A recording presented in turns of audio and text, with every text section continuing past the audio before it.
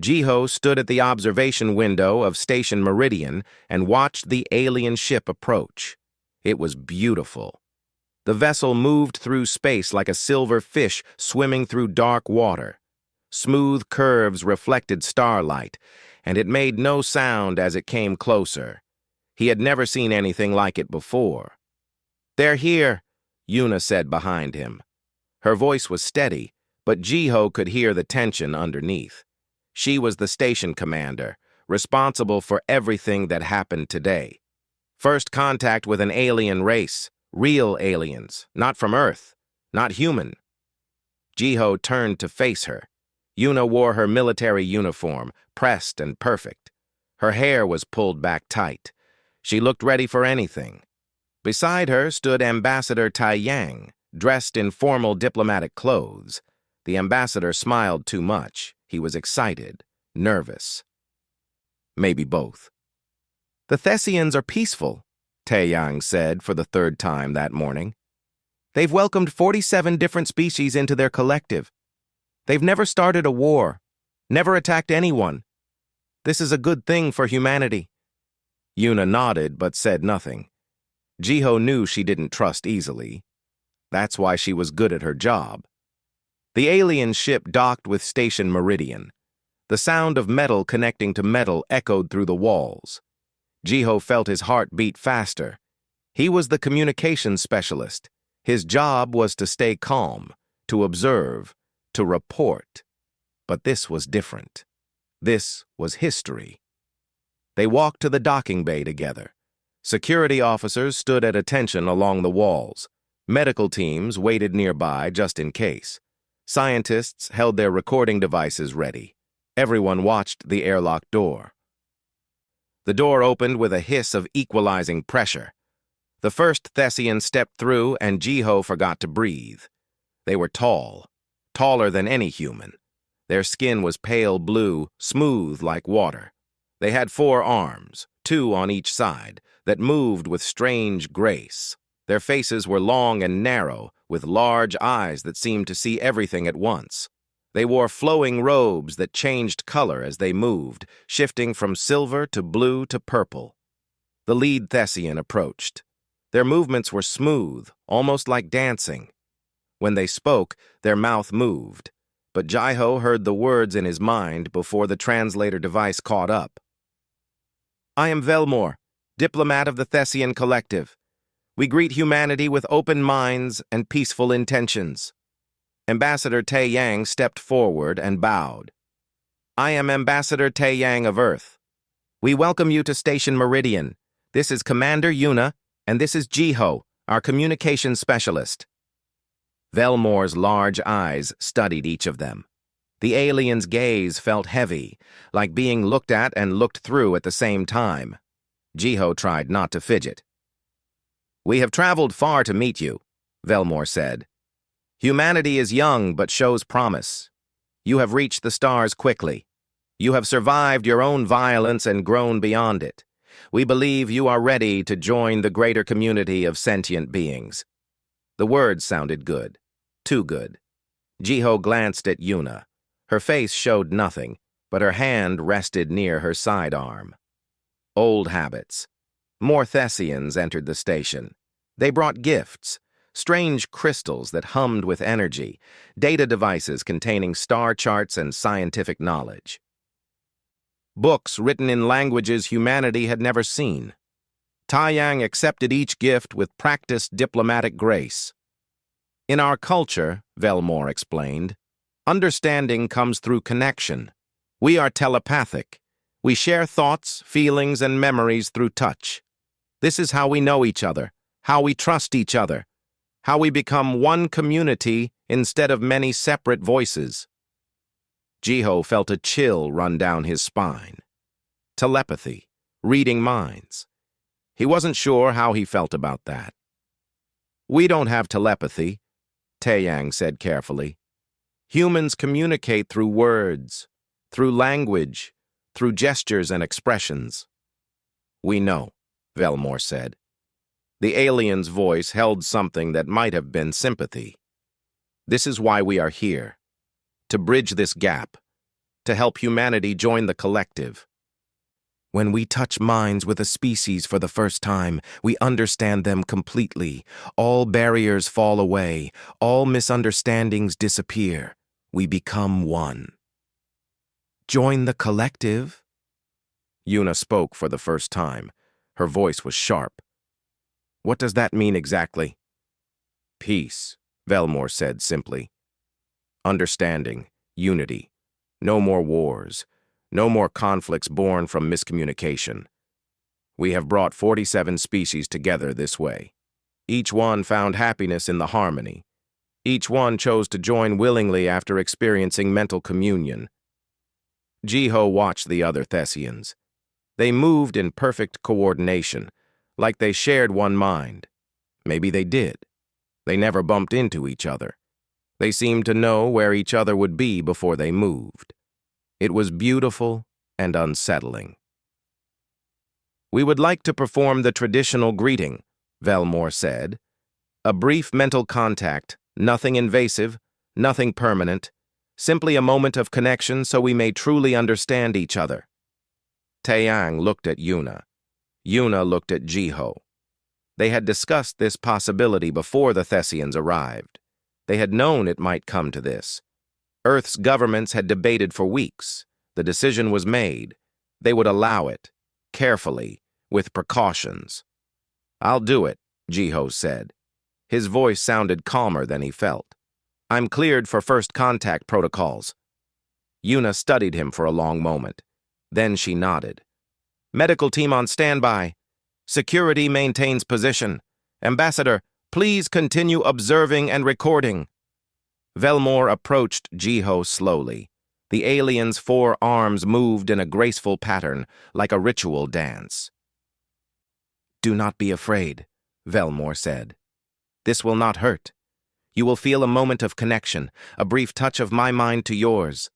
Then understanding. Jiho stood still. He focused on his breathing like he had been trained. Stay calm, stay observant. This was his job, his duty. His choice. Velmore raised 2 hands toward Jiho's head. The alien's fingers were long and cool. They moved closer to Jiho's temples. Ready? Velmore asked. Jiho nodded. The Thessian's fingers touched his skin. For 1 heartbeat, nothing happened. Then Velmore's eyes went wide. The alien's mouth opened. A sound came out that no human throat could make. A scream. A psychic scream that Jiho didn't hear with his ears, but felt in his bones. Every Thessian in the room stumbled. They grabbed their heads. They made sounds of pain and confusion. Velmore fell backward, away from Jiho. The alien crashed to the floor. Blue blood leaked from their nose, their ears, their eyes. The alien's body shook once, twice, then went still. The other Thessians surrounded Velmore immediately, creating a barrier between their fallen leader and all the humans. Jiho stood frozen. He felt fine, normal, confused, but unhurt. What happened? Taeyang shouted. What did we do? One of the Thessians looked up at them. Fear. Jiho saw fear in those large alien eyes.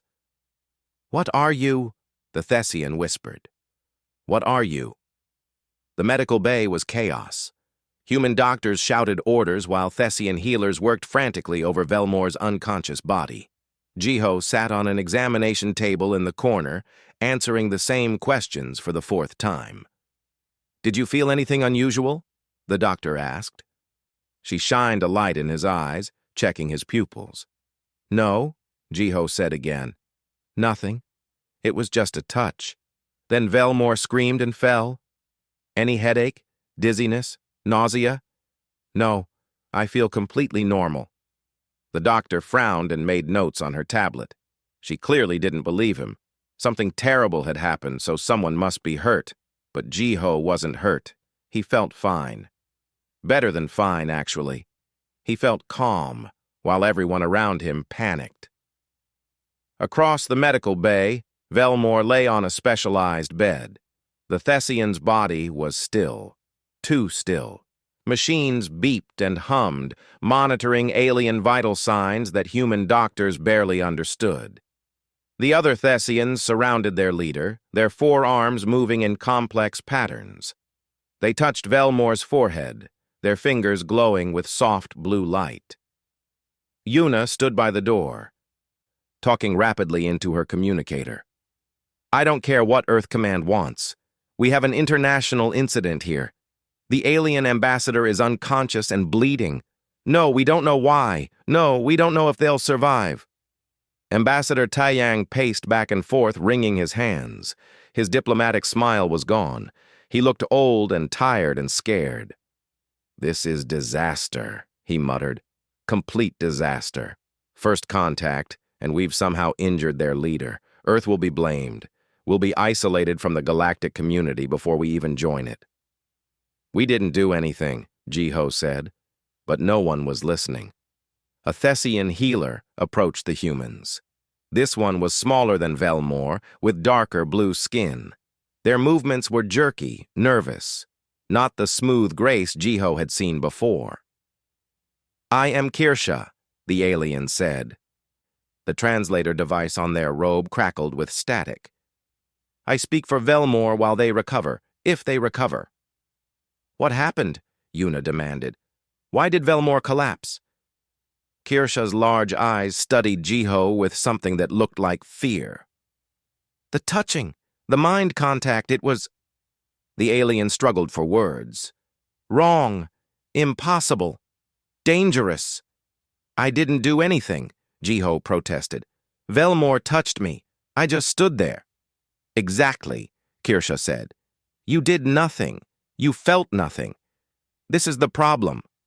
I don't understand. Kirsha made a sound like wind through broken glass. Maybe it was laughter. Maybe it was crying. Neither do we. When Velmore touched your mind, something happened, something we have never experienced in 47 species, in 300 years of making contact with other sentient beings. Never.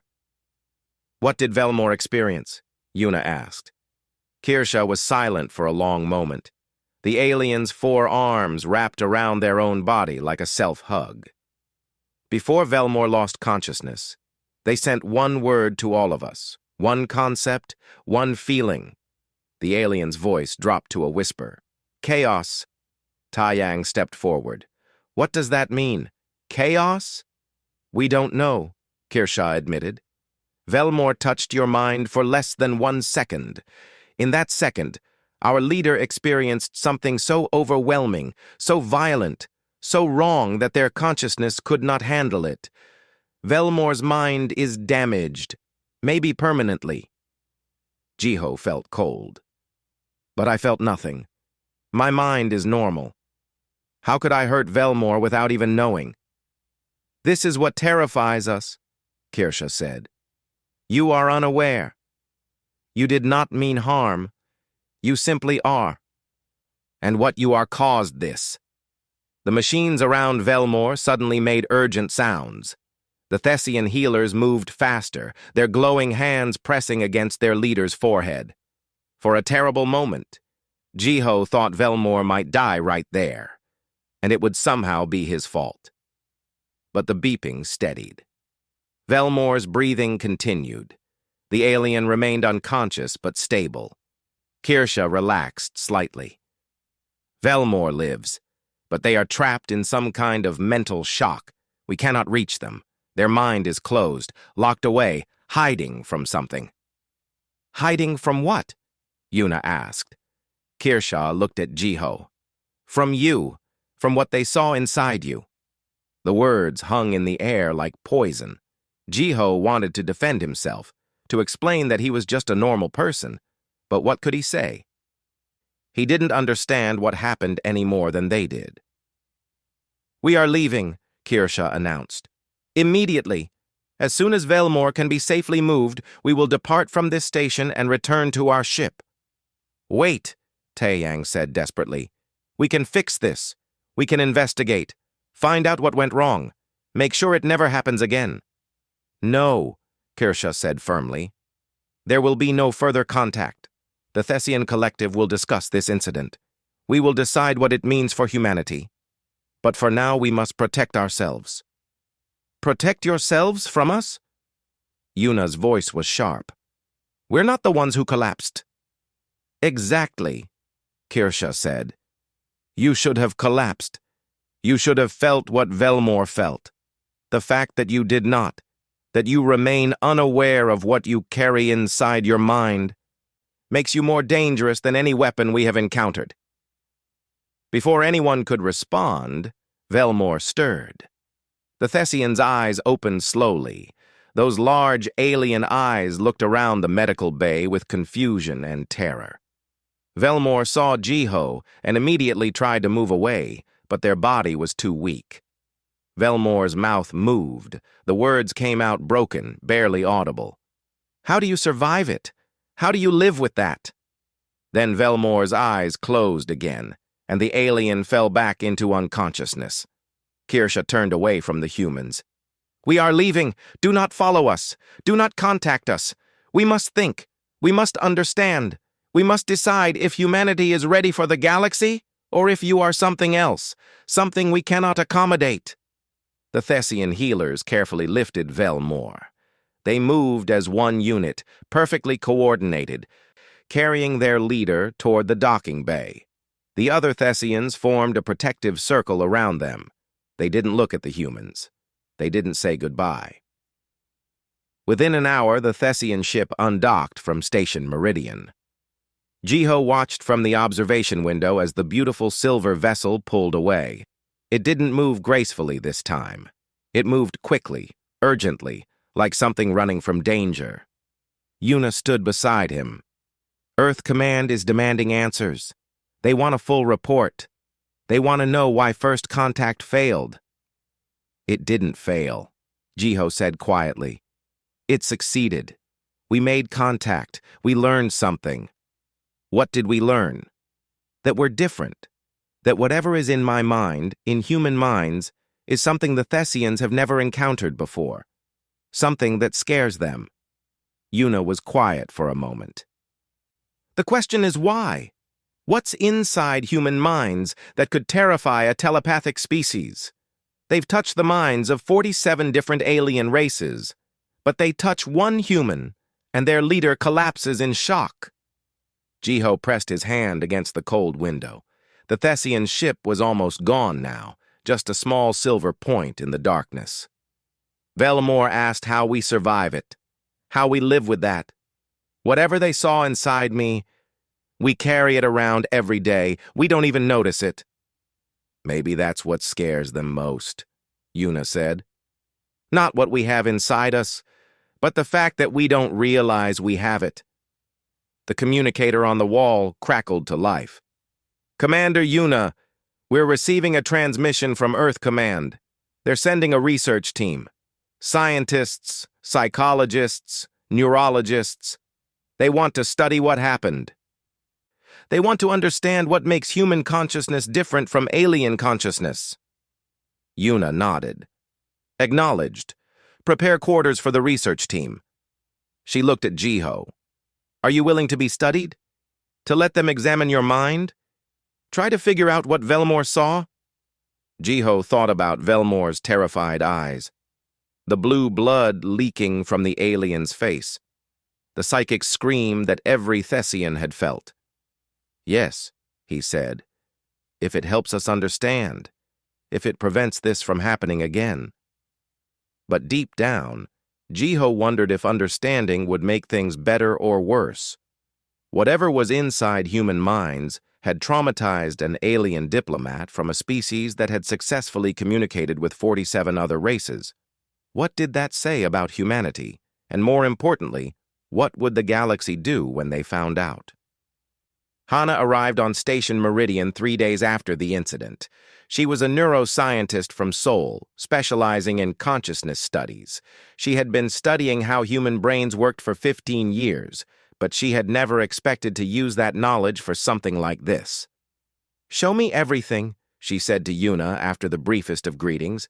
Medical scans, video recordings, witness statements, everything. They set up a research lab in one of the station's science wings. Hana brought equipment that could measure brain activity in ways Jiho had never seen before. machines that could map neural patterns, devices that could track how thoughts moved through the mind. Jiho sat in a chair surrounded by sensors. Hana watched screens that showed images of his brain lighting up in different colors.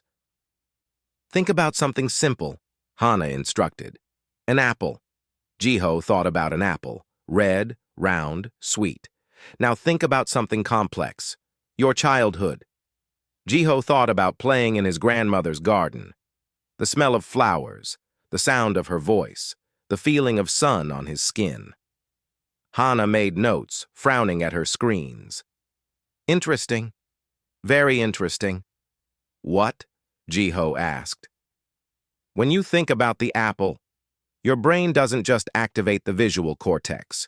It activates memories of eating apples, the word apple in multiple languages, comparisons to other fruits, questions about where apples come from, wonder about why they're red, and about 15 other parallel processes, all at the same time, all in less than a second.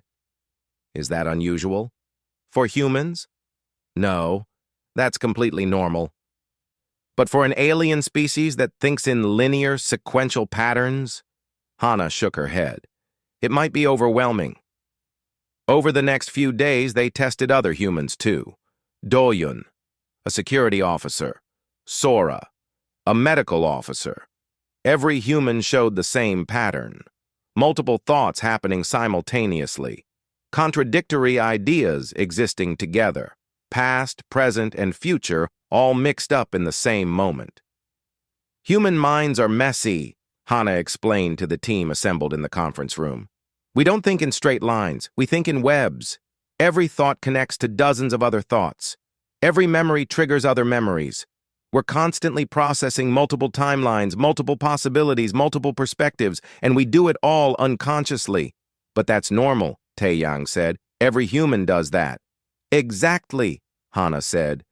It's so normal that we don't even notice. But imagine you're a telepath who experiences thoughts as clear, organized, sequential information.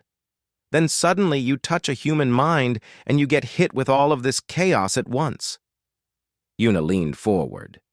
Can we control it? Can we learn to think more simply when around telepathic aliens? I don't think so, Hana said. This isn't conscious thought. This is how human brains are wired. It's fundamental to our consciousness. Before they could discuss further, an urgent message came through from Earth Command. The Thessian Collective had sent a formal communication. It was addressed to all of humanity. Yuna played the message on the main screen. Kirsha appeared, looking tired and disturbed.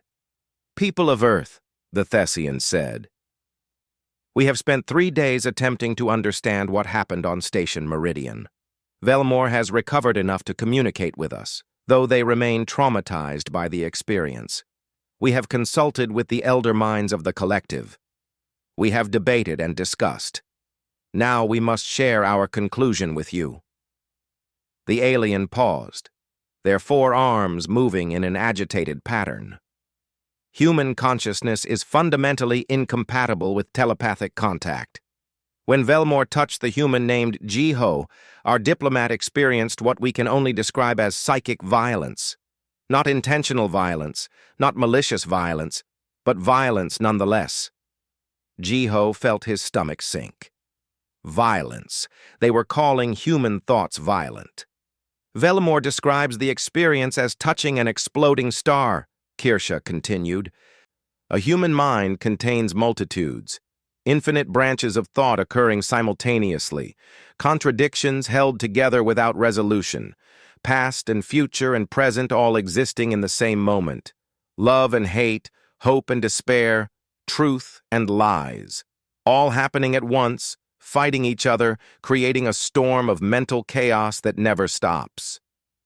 The screen showed images that the Thessians had created to represent what they experienced. Tangled webs of light, fractured timelines, overlapping realities. It looked like madness. For 300 years, we have touched the minds of 47 species, Kirsha said. Each one thought in their own unique way. But all of them had one thing in common. order, structure, sequential processing. Even species that thought very differently from us still thought in patterns we could understand and accommodate. The alien's large eyes stared out from the screen. Humans do not have order. You have controlled chaos. You have infinite internal debate. Every human mind is a war with itself, and somehow you function this way. Somehow you survive it. Somehow you thrive in it. This makes you unique and dangerous. The message ended with a simple statement that changed everything. The Thessian collective has decided that humanity cannot join the harmony. You are too different, too unpredictable, too chaotic. We are issuing a formal warning to all species in the galactic community. Humans must be approached with extreme caution. Direct telepathic contact must never be attempted. Humanity will be classified as a psychic hazard. The screen went dark. The conference room was silent for a long moment. Then Taeyang spoke, his voice hollow. They're declaring us dangerous. Before we've even joined the galactic community, we're being labeled as a threat. We need to fix this, Doyun said. There has to be a way to make our minds less chaotic. Some kind of training or medication or... No, Hana interrupted. You don't understand. This isn't a bug. This is a feature. Human consciousness evolved this way for a reason. The chaos, the multiple parallel thoughts, the contradictions, this is what makes us adaptable, creative, resilient. This is why humans survived on Earth when so many other species went extinct. But it's also what makes us incompatible with the most powerful civilization in the galaxy, Yuna said grimly. More messages started coming in from Earth. Some governments wanted to apologize. Some wanted to declare war. Some wanted to isolate humanity and avoid contact with aliens altogether. The planet was divided, arguing about what to do next. Jiho sat in his quarters that night, unable to sleep. He kept thinking about Velmore's question. How do you survive it? How do you live with that? He pulled up his messages and found one from his mother. She was worried about him. She had seen the news about first contact going wrong. She wanted to know if he was okay. She also mentioned that his brother's wedding was next month, and his niece had just lost her first tooth, and she was thinking about adopting a dog, but wasn't sure if she was too old for a puppy. Jiho read the message and suddenly understood. His mother's mind was jumping between worry for him, plans for a wedding, joy about his niece, and uncertainty about a dog. 4 different topics, different timelines, different emotions, all in one short message, all existing together without conflict. That was human. That was what Velmore had experienced. Everything at once. The next morning, Jiho requested permission to send a message to the Thessians. Yuna approved it, though she warned him it might not change anything. Jiho recorded his message carefully. Kirsha, this is Jiho. I'm the human who touched Velmore. I want you to know that I understand now. I understand what happened. You're right that human minds are chaotic. We think about everything all at once. We hold contradictions without solving them. We live in past, present, and future simultaneously. He paused, gathering his thoughts. But this isn't violence. This isn't madness. This is how we process a complex universe. We evolved on a planet that was unpredictable and dangerous. We needed to think about multiple possibilities at once just to survive. We needed to hold contradictory information and decide which was most useful in the moment. I know you can't join minds with us, Jiho continued. I know we're too different for the harmony. But we're not dangerous. We're just different. And maybe that difference has value. Maybe the galaxy needs some chaos among all that order. He sent the message, not expecting a response. But 2 days later, one came. It wasn't from Kirsha. It was from Velmore. The Thessian leader appeared on screen, looking weak but recovering. Jiho of Earth, I have heard your message. I have considered your words. You are correct that you are not intentionally violent. But you must understand something. To a telepathic species, your mind feels like standing in a hurricane. We cannot separate the individual thoughts. We experience all of it at once with no filter, no protection, no way to step back. Velmore's expression was difficult to read, but their voice held something like respect. However, I have had time to reflect. In the moment of contact, before the pain overwhelmed me, I glimpsed something remarkable. Your mind was solving dozens of problems simultaneously. Creating art while planning dinner, while remembering childhood, while considering the future. It was beautiful and terrible. The alien leaned closer to the camera. But there is something else you must know. The Thessian Collective is not the only power in the galaxy, and not all powers value peace and harmony. Some might see your chaotic minds as a weapon. Some might see your unpredictability as a threat. Some might decide that a species they cannot read, cannot predict, cannot control should not exist. The message ended with a warning. A fleet is coming, not from the Thessian Collective, from another power. They have heard about humanity. They have heard that you are unreadable to telepaths, and they have decided to see for themselves what you are. I hope, for both our sakes, that you are ready. The fleet arrived exactly when Velmore said it would. 12 ships, larger than the Thessian vessel, darker. They moved through space with purpose, not grace. They surrounded Station Meridian like predators circling prey. Una called an emergency meeting. Station personnel crowded into the conference room, fear on their faces. They all knew what was coming.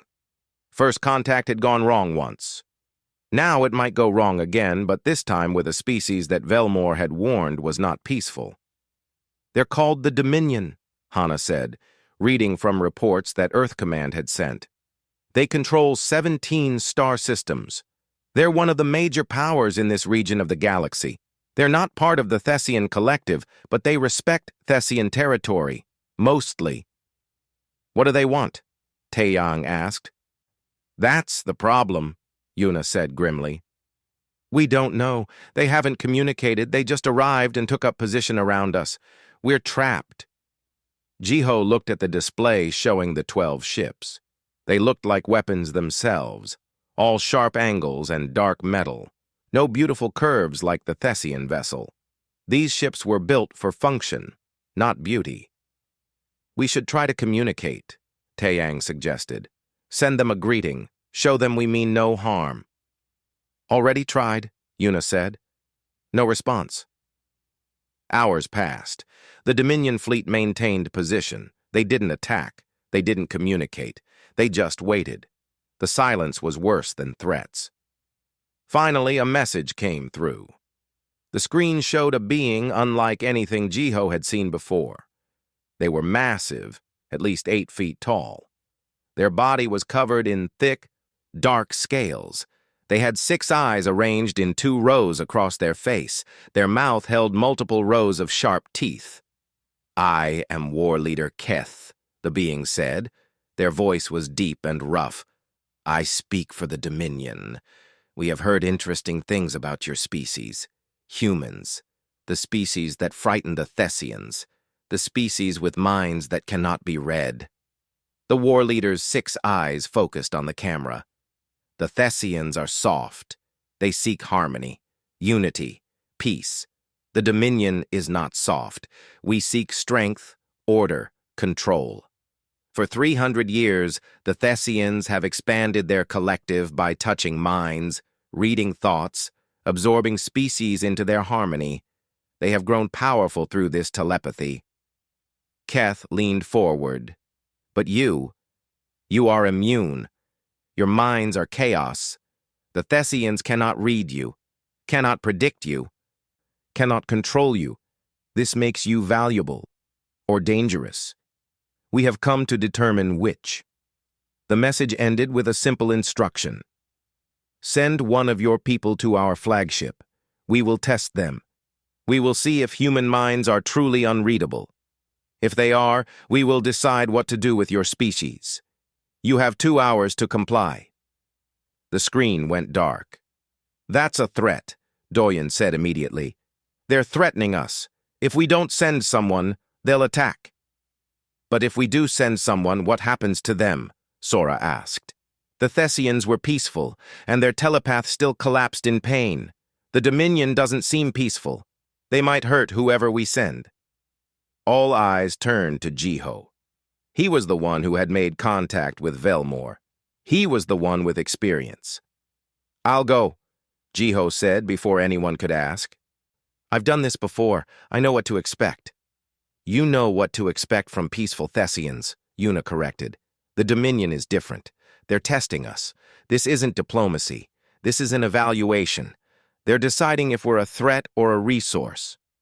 "Then I need to show them we're neither," Jiho said. "I need to show them we're just people. Different people, but not dangerous." Hana stepped forward. "I should go with you. Someone needs to observe what happens, record data, understand the interaction." Yuna shook her head. "Too risky. We can't lose both of you." "You won't," Hana said firmly. "I'll stay back. Keep distance. But I need to see what happens with my own eyes. I need to understand how human consciousness interacts with different types of telepaths. The Thessians experienced our minds one way. The Dominion might experience them differently." After a long moment, Yuna nodded.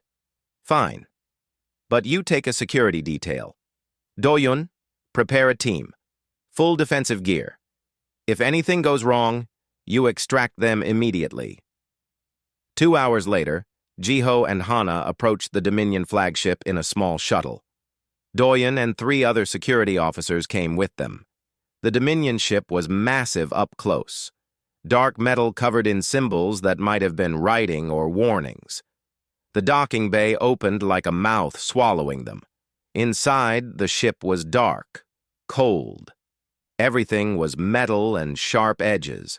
Nothing soft, nothing comfortable. This was a military vessel built for war. Dominion soldiers met them at the airlock. They were all large, scaled, heavily armed. They didn't speak. They just gestured for the humans to follow. They walked through corridors that echoed with their footsteps.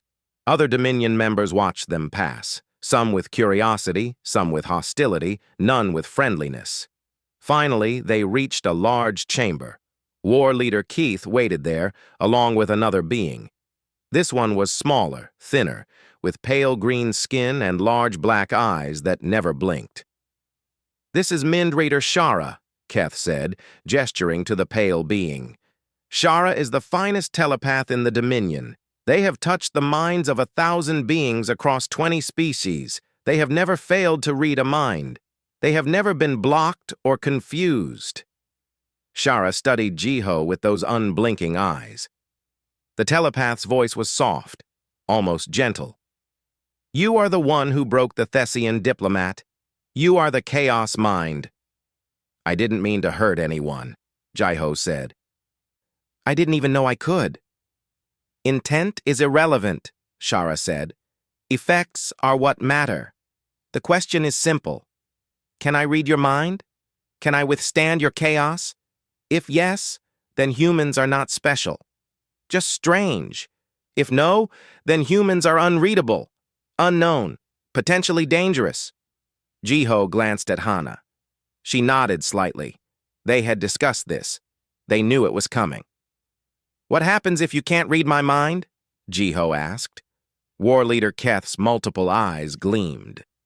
"Then the Dominion will decide if unreadable minds are a threat to galactic security. If they are, we will contain the threat, permanently." The words hung in the air. A threat. They were threatening to destroy humanity if they couldn't control them. "And if you can read my mind?" Jiho asked. "Then you are less interesting, but also less dangerous." "We will leave you alone, for now." Jiho took a deep breath. Either way, this was a test humanity couldn't afford to fail. But he didn't know which outcome was safer. Being unreadable might make them a threat. Being readable might make them vulnerable. "I'm ready," Jiho said. Shara approached slowly. The telepath's movements were smooth. calculated. Not like the Thessians' graceful dance. This was more like a predator stalking prey. "I will touch your mind now," Shara said. "I will go deeper than the Thessian did. I will push past the surface chaos and find the truth beneath. Be warned, this may hurt, for both of us." Hana activated her recording devices. Doyen and his team tensed, hands near their weapons. Shara reached out and placed both hands on Jiho's temples. The telepath's black eyes locked onto Jiho's. "Open your mind," Shara whispered. "Do not resist. Let me see." Jiho relaxed. He thought about nothing in particular. He let his mind wander naturally. Thoughts of home, thoughts of space, thoughts of aliens, thoughts of what might happen next. Memories, plans, worries, dreams, all of it existing together like it always did. For a moment, nothing happened. Then Shara's eyes went wide. The telepath's mouth opened in shock. But unlike Velmore, Shara didn't scream, didn't fall. The telepath stood firm, pushing deeper into Jiho's mind. "Incredible," Shara whispered. "It's like standing in a storm. No, it's like being inside a star where 1,000 fusion reactions happen simultaneously. How do you think this way?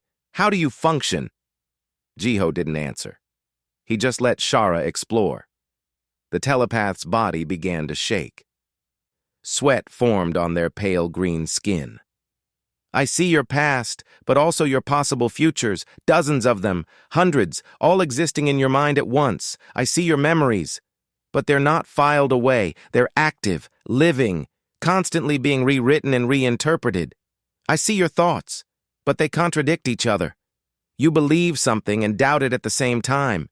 You plan for the future while questioning the present while remembering the past. All at once. Always." Shara's voice grew strained. "I've read alien minds, insect minds, machine minds, minds so different from mine I had to spend years learning to interpret them. But your mind, human mind, it's not just different, it's impossible. You shouldn't be able to function this way. The contradictions should tear you apart. The chaos should overwhelm you. But somehow you navigate it. Somehow you make decisions. Somehow you create meaning from the storm." The telepath pulled away suddenly, breathing hard. Shara stumbled backward. War Leader Keth caught the telepath before they fell. "Did you read them?" Keth demanded. "Did you see into the human mind?" Shara nodded weakly. "Yes, I read them. I saw everything. But understanding what I saw?" The telepath laughed, a bitter sound. "I saw everything and understood nothing. Human minds are readable but incomprehensible. I can access their thoughts, but I cannot predict their actions. They might do anything. They might do nothing. Their own minds don't know what they'll do until they do it." War Leader Keth released Shara and turned to face Jiho. The War Leader's 6 eyes studied him with new intensity. "So, humans are not unreadable. But you are unpredictable, even to yourselves. This is almost worse. We cannot anticipate you. We cannot plan around you. We cannot control you." "Is that a problem?" Jiho asked quietly. Keth was silent for a long moment. Then, surprisingly, the War Leader laughed. It was a harsh, barking sound, but it was laughter. "For the Thessians, yes, they need to predict, to harmonize, to absorb. But for the Dominion, no. We respect strength. And the ability to be unpredictable, to adapt, to contain chaos and still function, that is a form of strength." The War Leader gestured to the exit. "Go. Return to your station. Tell your people this. The Dominion will not attack humanity, but neither will we welcome you. You are too chaotic for the Thessians and too unpredictable for us. You will stand alone in the galaxy, but you will stand. For now." As Jiho and the others returned to their shuttle, Hana whispered, "That could have gone worse." "It could have gone better too," Jiho replied. They had survived the test, but they had also learned a hard truth. Humanity was alone, different, unable to join the great telepathic civilizations because their minds were too chaotic, unable to be controlled because they were too unpredictable. The question was, what would humanity do with that isolation? 3 weeks after the Dominion fleet left, a single small ship arrived at Station Meridian. It was Thessian, but it didn't come with an official delegation. It came quietly, almost secretly. The pilot requested permission to dock and asked to speak with Jiho personally. Yuna was suspicious. Could be a trap. The Thessians warned us about other powers seeing us as a threat. Maybe they changed their mind. Maybe they decided we're too dangerous after all. Or maybe, Jiho said, they want to talk, really talk. Not as diplomats making official statements, but as beings trying to understand each other. He was right. The visitor was Velmore. The Thessian diplomat looked different than before. Older somehow. More tired. They moved carefully, as if still recovering from injury. They met in a private conference room.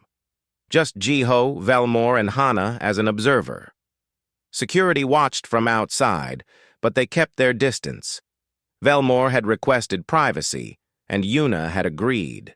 Carefully. "Thank you for seeing me," Velmore said. Their voice was quieter than Jiho remembered, less confident. "I know our last meeting was difficult. For both of us." "How are you?" Jiho asked. "Are you recovered?" "Physically." "Yes," Velmore said. "Mentally?" The alien made a gesture with their 4 arms that might have been a shrug. "I am changed. Touching your mind changed me. I see the universe differently now. Not better or worse. Just different." Velmore sat down slowly. Human chairs were not designed for Thessian bodies, but the alien managed. "I have been thinking about what happened, about what I experienced in your mind. I came here to apologize." Jiho blinked in surprise. "Apologize? For what?" "For judging you too quickly, for calling your minds violent, chaotic, dangerous. These words were fear speaking, not understanding." Velmore's large eyes met Jiho's. "I have spent these weeks trying to explain to my people what I felt when I touched you. It is difficult. We have no words for it in our language." "Shara from the Dominion said something similar," Hana said. "They said human minds are comprehensible, but incomprehensible. They could see our thoughts but not understand them." "Yes," Velmore agreed. "This is accurate. I saw everything in Jiho's mind, every thought, every memory, every possibility. But I could not make sense of it because I was looking for patterns that do not exist in human consciousness. I was expecting order, structure, linear progression. Instead, I found something else." "Chaos," Jiho said. "No," Velmore said firmly. "Not chaos. That is the wrong word. What you have is not chaos. It is complexity, multi-dimensional thinking. You process reality in ways we cannot. You hold contradictions. You consider multiple timelines simultaneously. You question everything, even your own thoughts, and somehow, from this storm of possibility, you extract meaning and make decisions." The alien leaned forward. "The Thessians achieve harmony by thinking together. We merge minds. We become one. This gives us peace, unity, but it also limits us. We cannot think thoughts that the collective rejects. We cannot imagine possibilities that the harmony finds disruptive. We are peaceful, but we are also stagnant." Velmore's voice grew softer. "I have been questioning things since I touched your mind. Questioning our way, our collective, our harmony. These are not thoughts that Thessians usually have. My people are concerned about me. They say I am becoming unstable, but I think I am becoming more like you, more willing to hold contradictions, more willing to question." "Is that good?" Jiho asked carefully. "I do not know," Velmore admitted.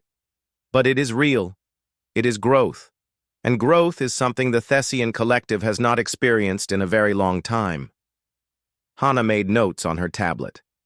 So human consciousness affected you, changed you, not through violence, but through exposure to a different way of thinking. Exactly, Velmore said. This is why I came. I need to ask you something. A favor. One that my people would not approve of, but one that I believe is important. What kind of favor? Jiho asked. Velmore took a deep breath. I want to touch your mind again. But this time, I want to be prepared. I want to understand it instead of being overwhelmed by it. I want to learn how you think, how you survive your own complexity, how you find meaning in chaos. That's dangerous, Hana said immediately.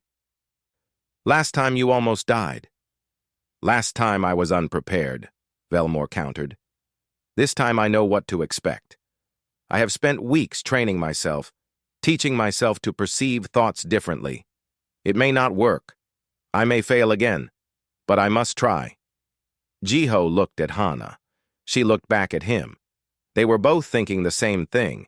This could be a breakthrough, or it could be another disaster. But it was also an opportunity, a chance to bridge the gap between human and alien consciousness, a chance to show that understanding was possible. I'll do it, Jiho said. But we do it carefully, with medical teams standing by, and you stop the moment it becomes too much. Deal? Velmore's expression was difficult to read, but their voice held gratitude. Deal. They prepared carefully this time. Medical equipment monitored both Jiho and Velmore. Hana had her recording devices ready. Yuna watched from behind protective glass, her hand on the emergency stop button that would flood the room with sedatives if needed. Are you ready? Jiho asked. No, Velmore said honestly. But I am willing. They sat facing each other. Velmore raised two hands toward Jiho's temples. The alien's fingers trembled slightly. This time, I will not try to understand everything at once. I will focus on one thing, one moment, one thought. I will let the chaos flow around me instead of trying to control it. What thought do you want to focus on? Jiho asked. Velmore considered. Think about why you agreed to do this, why you are willing to help me understand you even after what happened before. Jiho nodded. He thought about the question. Why was he doing this? Multiple answers came to mind simultaneously. Because it was his job, because he was curious, because he wanted to help, because he hoped for peace, because he feared isolation, because he believed understanding was possible, because he didn't want humanity to be alone in the universe. All of these reasons existed together, equally true, equally valid. Velmore's fingers touched his temples. The alien's eyes closed. For a long moment, nothing happened. Then Velmore's body tensed. The alien's breathing became rapid. But this time, Velmore didn't pull away, didn't scream, just held on, experiencing whatever they were experiencing. I see it, Velmore whispered. All your reasons, all at once. They contradict each other. You are afraid and hopeful, cautious and curious, doing your duty and following your heart. These should cancel each other out, but they don't. They coexist. They inform each other. They make you more than any single motivation would. The alien's voice grew stronger. I see now. This is how you survive complexity. You don't resolve contradictions. You hold them. You let them exist together. You make decisions not by choosing one truth over another, but by weighing all truths simultaneously and choosing a path that honors as many as possible. Velmore opened their eyes. Tears ran down their face. Not blood this time, just tears. It's beautiful, painful and confusing and overwhelming, but beautiful. The alien pulled away gently, sat back, breathed deeply. I understand now why the Dominion found you unpredictable. You don't decide what to do by following a single logical path. You consider everything, every possibility, every perspective, then you choose. And your choice might surprise even yourself. Is that bad? Jiho asked. No, Velmore said. It's human, and human is not bad, just different. Over the next few days, Velmore met with other humans, talked with them, learned about human culture, human history, human art. The Thessian was fascinated by human music, which could be happy and sad at the same time, by human poetry, which said one thing and meant another, by human philosophy, which asked questions without expecting single answers. Your whole civilization is built on complexity, Velmore observed. Your art, your science, your politics, everything reflects the way your minds work, multiple perspectives, competing ideas, constant debate and discussion. It can be exhausting, Jiho admitted. Sometimes I wish I could just know the answer. Have one clear thought without a dozen others contradicting it. But if you did, Velmore said, you would not be human. You would be something else, something simpler, but also something less. On the day Velmore prepared to leave, the Thessian diplomat made an announcement that surprised everyone. It was broadcast to both Station Meridian and the Thessian Collective. I have completed my investigation of humanity, Velmore said formally. My initial assessment was wrong. Humans are not dangerous. They are not violent. They are not a psychic hazard. They are simply different, profoundly different. Their minds work in ways we do not understand and cannot replicate. But this difference does not make them a threat. It makes them valuable. The alien paused. The Thessian Collective has achieved great things through harmony, through unity of thought. But we have also stagnated. We have not grown or changed in centuries. Perhaps we need what humans have. Not to become like them, but to learn from them. To remember that there are other ways to think, other ways to exist, other ways to find truth. Velmore looked directly at the camera. I propose that humanity be granted protected status, not membership in the collective. We now understand that would be impossible and undesirable. But protection, recognition, the right to exist as they are, different but equal, separate but respected. The broadcast ended. Jiho didn't know what would happen next, whether the Thessian Collective would accept Velmore's proposal, whether humanity would find a place in the galactic community or remain isolated. But he knew something had changed. Yuna stood beside him at the observation window, watching Velmore's ship prepare to depart. Do you think they'll accept it? The proposal? I don't know, Jiho said. Maybe. Maybe not. Maybe something in between. Yuna smiled slightly. A very human answer. Multiple possibilities existing at once. It's the only honest answer I have. They watched the ship leave. It moved with the same grace as before, but somehow it looked different now. Not alien, just different. And different was okay. Hana joined them at the window. I've been analyzing all the data, the interactions, the brain scans, the testimonies. I think I understand what makes human consciousness unique. What? Jiho asked. We never stop questioning, Hana said. Other species find answers and accept them. They achieve certainty and remain certain. But humans? We find answers and immediately question them. We achieve certainty and immediately doubt it. We are never finished thinking, never done questioning, never completely sure. And this makes us uncomfortable. But it also makes us adaptable, creative, capable of change. So our weakness is our strength, Yuna said. No, Hana corrected. Our humanity is our humanity. Weakness and strength are judgments, comparisons. What we are is simply what we are. Beings who contain multitudes, minds that hold contradictions, people who think everything at once and somehow still function. Jiho thought about this, about all the other thoughts that came with it, about fear and hope, about isolation and connection, about being alone and being unique. All of it true, All of it real. All of it happening simultaneously in his mind. I can live with that, he said finally. And in his mind, a dozen other thoughts agreed and disagreed at the same time.